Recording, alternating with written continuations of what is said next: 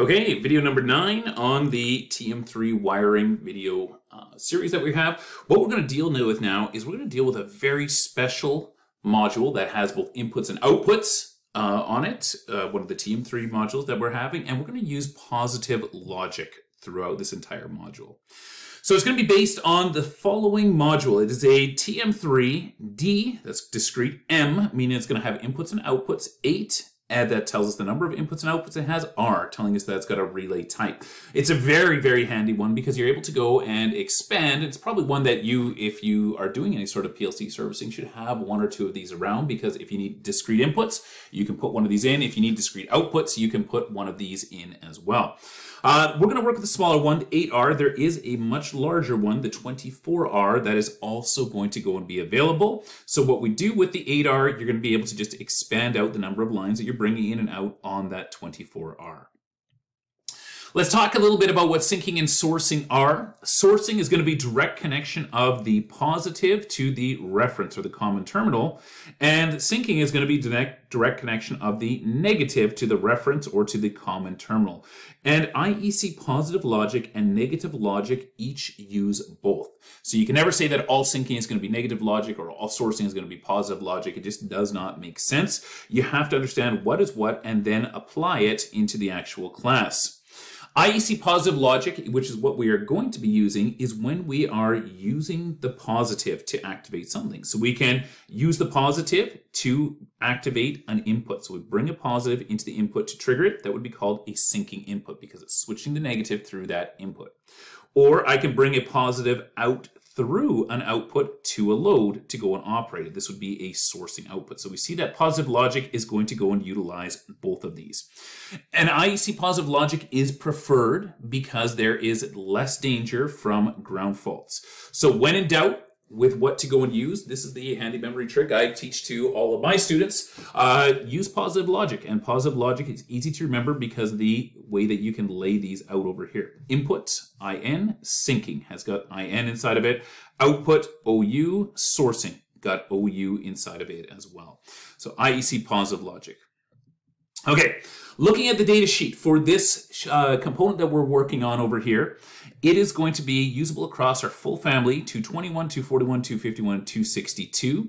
We do see that it is going to be a IEC 61131 compliant type and that we can use it as syncing or sourcing. This first video over here, we are going to go and do everything positive logic. Then in the next video, we're going to use the exact same component in negative logic.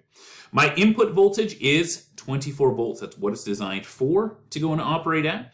7 milliamps of current that I'm going to take, so very, very small amount of current. And my outputs are going to be normally open relays that I'm going to go and have 4 of. And because it's a relay, I can switch DC, no more than 24 volts because it's a harder current to interrupt, or 240 volts AC that I can switch through them. Very handy once again, so that you can have multiple different styles inside of one installation. However, inside of a single card, you have to pick one or the other. You cannot do both through the same card that you're going to go and have.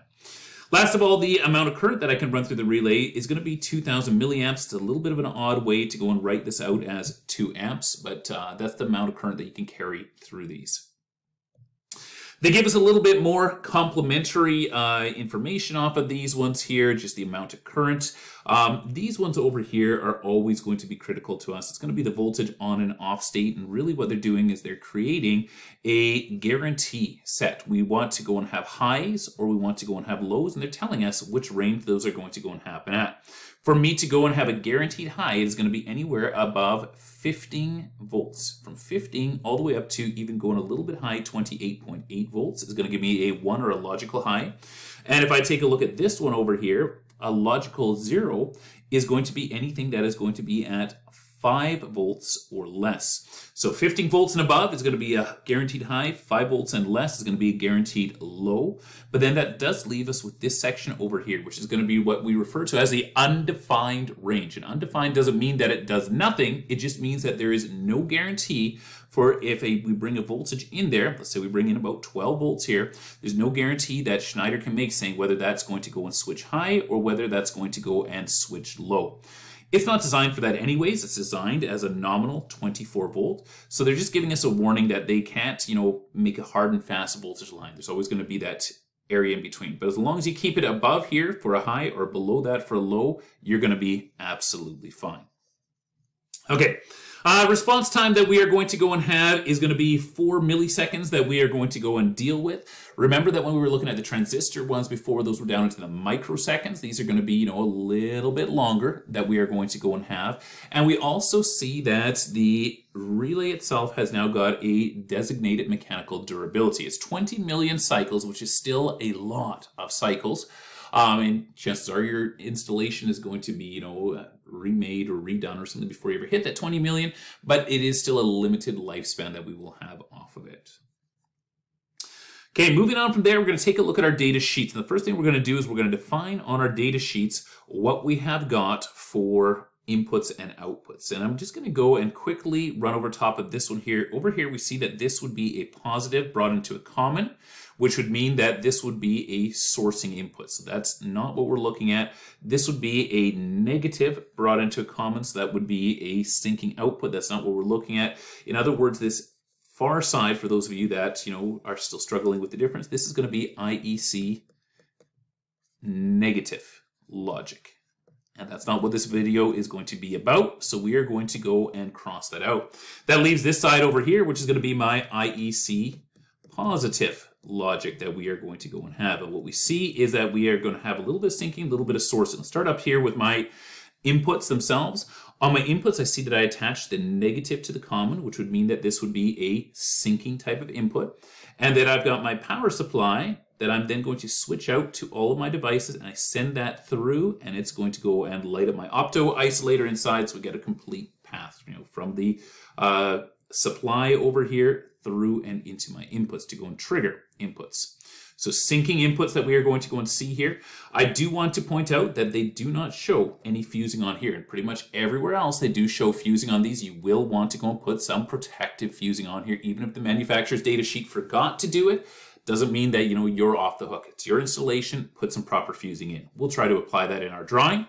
Let's take a look at this bottom side over here. On this bottom side, they're showing us that we have got options to either go and wire this thing using an AC supply or wire it using a DC supply.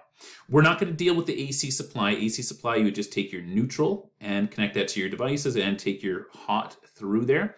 But in our case, we're going to go and deal strictly with the DC. So we'll scratch that one out over there. And we'll finish up these connections inside of there. They're showing these as an either or, by the way. It's not that you're supposed to have both power supplies at the same time. Okay, so following through here is my power supply that I'm going to have 24 volts because that's rated. We see that we run that thing through a fuse that we are going to go and have in line. That fuse then carries from there, we take it into the common, and then from the common, we just switch it out through all of the individual relays over here. Each of my outputs, they're also showing an individual fuse. We're not going to draw that on because we're not going to try and clutter up the drawing. But we see that we carry a hot out. They suggest fusing them at 2 amps apiece because that's where these things are rated at, and then running them out to the actual load. And we can see on the other side of the load that we would have a negative being brought in. So we've got a complete path for current flow, following through positive, switching through the card, energizing my load, getting all the way back to the source like that. One point of note as well on these is this little circly thing that they show around our load. And really what that's going to be is a savior for your relay contacts. If you switch inductive loads with a relay contact, you're going to eventually wear out those contacts just through damage, pitting and arcing and stuff like that. We want to avoid that. So we're going to place a device across it that is going to go and attenuate that. You'll hear terms such as snubbers used, or coil protectors. I mean, there's all sorts of different terms. It depends on where in the world you are, but it is going to just be a protective device. We'll actually skip ahead to that over here, the suppressor module that you're going to go and snap onto that thing. So running back to here, that's what they're showing over here going around that. We'll explain the connection for that in a minute. For fusing, I suggest that you work with something that is going to be mountable on your DIN rail next to your PLC bases. If you're going to go with CCs, go and use HCLR, which are going to be a fast type of fuse that you're going to have inside of there. You've also got the option to use your smaller ceramic or glass ones. They take up less room on your DIN rail. The Schneider documentation suggests the use of a type T fuse. However, those things can be hard to go and locate your fuse holders for, or to go and locate the fuses for. Sometimes these CCs or these glass and ceramics are going to be just easier to go and find and locate. And since you don't want a fuse to get blown and have the customer bypass it, generally work with what's going to be available wherever you are building your PLCs. All right, on to this thing over here, which was that suppressor module that we saw that was designed to go and suppress any inductive kickback that we would go and have. This one over here, you see it's got a symbol here for back-to-back Zener diodes. It's rated for between 24 to 250 volts DC. We're going to be using it off of 24 volts DC, and these just clip directly onto the contactor itself. This over here from the data sheet shows the contactor. This is the actual suppressor module itself. These are those little pins, those bare pins that we saw on the previous ones, these two over here. You're just going to take that suppressor module, you are going to go and force it into these where it makes contact with the coil contacts, and then click it in place. And it takes up no extra room on your DIN rail, but now you have got protection, inductive kick protection basically. All right.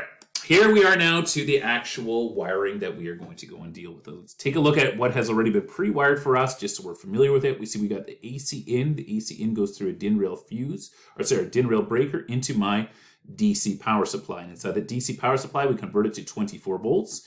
We see that 24 volts is taken out. It is run through a DIN rail fuse holder, and that is going to go and power up my main PLC that I'm going to go and have. And the PLC we are using on this one is going to be an M251. Here we'll zoom in a little bit onto our actual cards. You'll see that the cards themselves have got a DC input and a relay output that is going to be designated on there. They do also have this over here, which is an NC. It doesn't stand for normally closed. It stands for no connection. In other words, it is an unused terminal on this device over here.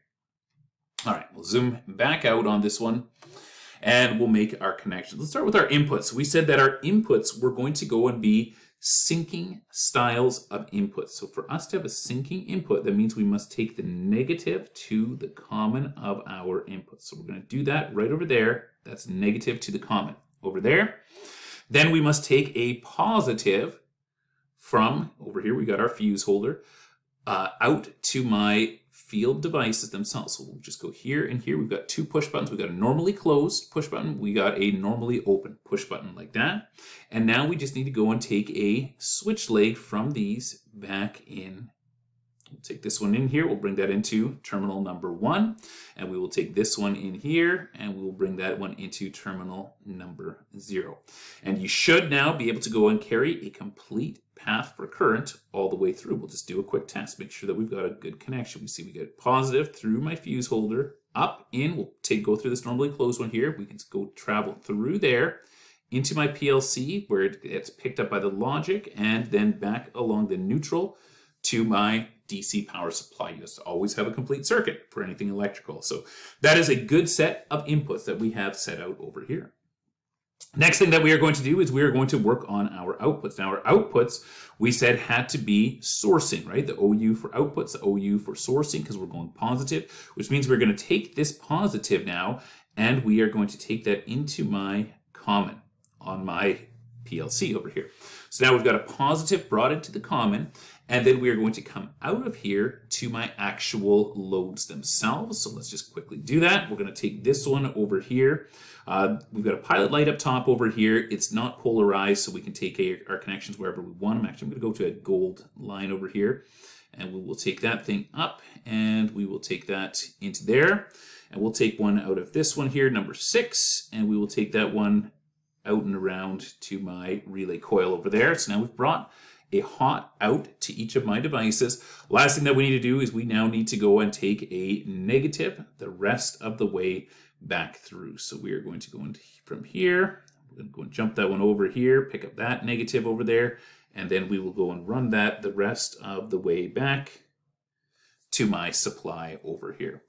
Once again, we can track through just to ensure that we have got a complete path for current. So coming out of my DC power supply, positive through my fuse holder, through to my relay card, and then out of my relay card, we're going to go through the card to one of our loads. We'll pick the relay over here, run that through the actual relay coil, and from the relay coil, we see that we can carry current all the way back to my power supply. We've got a complete circuit, therefore we have got a operational circuit.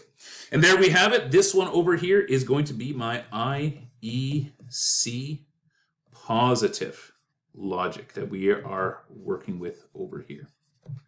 Perfect. Hopefully that helps you for this one. We are going to do another one with the exact same module where we're going to be doing negative logic. The negative logic is going to be a longer video because there's going to be a little bit of danger if you don't know the difference between IEC, positive logic, negative logic, and syncing and sourcing. Watch video 2 out of the M221 series for a more complete layout of that.